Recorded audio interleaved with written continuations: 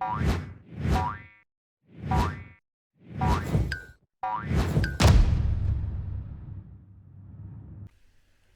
and welcome back to Frogboy X1 Gaming. I'm Andrew, and today we're talking some more about Xbox Series S. There's a reason for that. There's a lot of people picking these consoles up right now. They outsold everything on Black Friday. So let's talk about this for a minute, because maybe you're new to the Xbox ecosystem and you just picked up an Xbox Series S, or you're really wanting the Xbox Series X, but you just couldn't hang on anymore and you picked up a Series S. And there's a lot of discussion, a lot of misinformation out there about this not being a true full next-gen console. So let's dive into this a little bit, and I'll kind of explain some of the things that I know and I look forward to, and that are possibly going to help the Xbox Series S retain its relevance throughout the whole console generation. So if you like this content, do not forget to like and subscribe, and let's get started with this. So Xbox Series S is basically a stripped down version of Xbox Series X. Xbox Series S has the same processor for CPU, has the same storage architecture, just less of it. So it has the 10 gigabytes, but you only get 8 games. You have the CPU, which is like just two, what was it, like a 3.6 gigahertz CPU. So I mean, you're going to be able to get your frame rates when these games are optimized. You do have 8 less teraflops of GPU compute power, which is more than sufficient for 1080p to 1440p. Anybody who questions that, just point them right straight to the PlayStation 4 Pro, which was PlayStation's best offering last gen, and you got a range from 1080p all the way up to checkerboard 4K. Like, it is possible for the Xbox Series S to range all of those outputs. Like, it's no problem. And if you still need more proof, I mean, look at games like God of War, The Last of Us 2. All of those games ran extremely well on the PlayStation 4 Pro, albeit at 30 frames a second. That all had to do with the last gen Jaguar Core CPU. Like, it was a potato. Seriously, it was not that great. We were getting at best 30 frames a second. These new Zen 2 architecture freaking CPUs are way faster, way better, way more efficient. So yeah, you can get 60 frames a second. Are things going to need to be optimized for the Series S? Yes, they are. Is the Series S memory going to make it so that you can't get the bigger worlds that you're going to be able to get on the other consoles? No. See, velocity architecture is something that Microsoft talks a lot about, but everybody else, including the fanboys, seem to leave out this information. Velocity architecture is designed to work just like RAM. Like, you can push all of that stuff from the hard drive, right? So say you've got like the big open world map, okay? Just say you got the open world map. It's on your SSD, right? So your SSD will stream that directly to the GPU, whereas your memory will hold all the other stuff. Like, it is possible to be able to still continuously get the exact same, layout or whatever as you're going to be able on your Series X. Series X has that capability as well. Series X could push even farther than what the Xbox Series S can do. Both of them run on the exact same SSD specs. So you're not giving up any power there. None of these games are truly optimized for next gen yet. Like, we're still in mid gen. We're still at end of the life, cross-gen freaking games. So yeah, all of these are designed on last-gen, gaming platform, gaming engines. So we're not actually able to really see what these new consoles can push. There are some games in the Xbox Studio that are using some of the features. You got variable refresh rate. You got VRR definitely on all the Xbox. But you also have VRS, variable rate shading, which will gradually bring in the shading. You've got mesh shaders, which are when they actually start using these technologies, From what I understand, is it is going to make stuff like pop-in way less noticeable. I mean, you're always going to have pop in, depending on your streaming. If you're driving a car at 250 miles an hour, yes, you're going to notice more pop in. You're going to see pop in, whether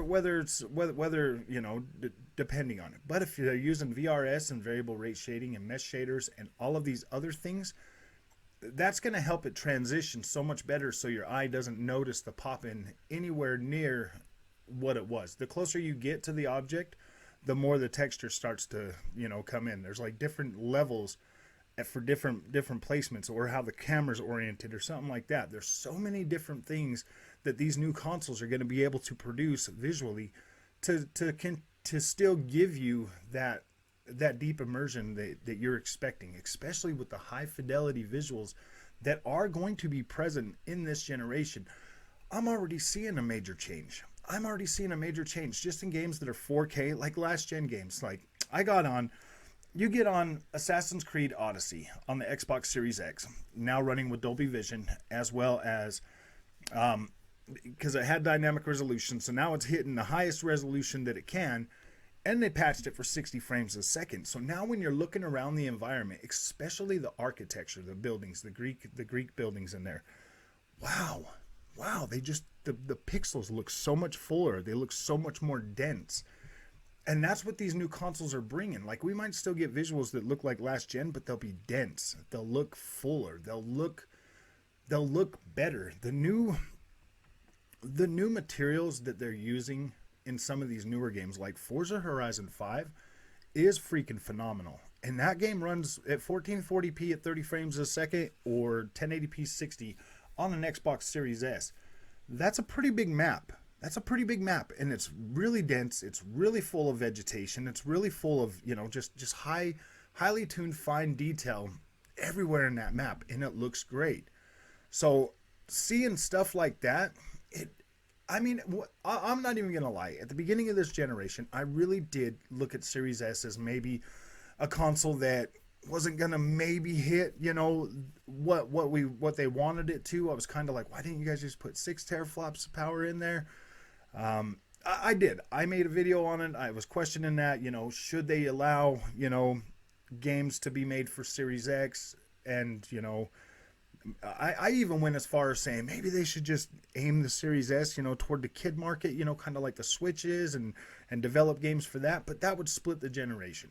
And then you look at games like Witcher 3 running on the Switch, and you're like, if Witcher 3 can run on the Switch, I'm pretty sure any next-gen game is going to be able to be optimized enough to make it run on the Xbox Series S. Now, a lot of developers, third-party developers, they're going to take the easy route.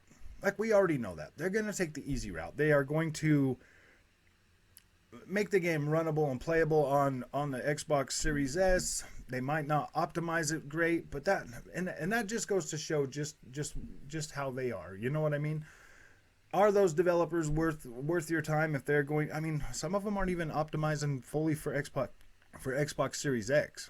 They're putting the games out in parity with the PlayStation 5. We know for a fact the Xbox Series X is a more powerful console than the PlayStation 5. Whether they utilize that power to give us games that are going to really take advantage of that third party, we'll never know. But you can guarantee the Xbox first party, you can guarantee that Starfield is going to run amazing on Xbox Series S. It's going to run amazing, it's going to look great, and it's going to have all the features that the Xbox Series X is going to have. When Deathloop comes out on Xbox next year, you're going to see you're going to see that little Series S push that game at a locked 1080p at probably 60 frames a second. I would say anywhere from 1080p to 1440p. You're gonna get that. And if they use okay, so here's another thing. If Microsoft started using reconstruction technique in their games like Sony does, wow, dude, wow. Could you imagine a checkerboard 4K 60 with something like Forza Horizon 5 that uses native resolution? Every single game that's come out on the PlayStation 5 has used some sort of reconstruction. Even they say, oh, well, this is a native 4K, but we add reconstruction in there to make it fuller and everything else. Imagine if Xbox started using like reconstruction techniques to further enhance the image. Man. Halo Infinite already running at 4K 60 frames a second or 1440p 120 frames a second. Now that's impressive. That's impressive because you're going to get a smoother experience with 60 frames a second and even 120 frames a second than you're going to get at 30 frames a second. Now PlayStation 5 is really going to shoot home that 4K 30 cinematic mode. Like, you can definitely depend on that being the crux of what the PlayStation 5 is definitely going to offer when it comes to their highly stylized visual presentation games. Like, it's going to be 30 frames a second. Am I going to play those games at 30 frames a second? No. I am going to be playing them in the performance mode. Hopefully they can still wow me with the performance mode, man, because it seems like they're putting all that time and effort into the 30 frames a second mode when 30 frames a second is like last gen, man. That should not even be... They should not even be trying to push any games at 30 frames a second. I prefer Forza Horizon 5 at 60 frames a second all day long. Like, yeah, the other one looks good, but it's just too shaky for me to really enjoy the visuals that the 60 FPS brings. Like, it completely makes it look amazing. So do not worry. If you just bought yourself an Xbox Series S and you're worried about, all the fanboys, you're on Twitter, you're on YouTube, and you're looking at things and you're just hearing all this negative stuff about it, Xbox Series S is a beast. I do have one.